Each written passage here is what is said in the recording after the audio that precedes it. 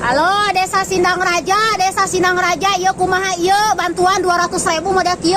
Suukna goreng patut anjir tah.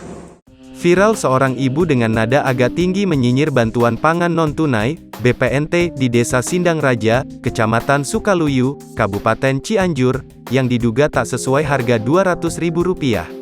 Ia mengunggah video nyinyiran tersebut ke aplikasi TikTok hingga videonya viral. Dalam video berdurasi 54 detik yang diunggah di akun @miantidewio tersebut, semua barang yang didapat keluarga manfaat tak senilai harga. Kalimat pertama yang keluar dalam video tersebut menyindir soal kacang tanah yang sudah bubuk dan kecil, lalu daging sapi diprediksi setengah kilogram, dan beras 10 kilogram.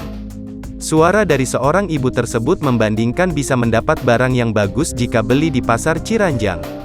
Terpisah, saat dihubungi tribunjabar.id, Camat Sukaluyu belum memberikan pernyataan soal video viral tersebut.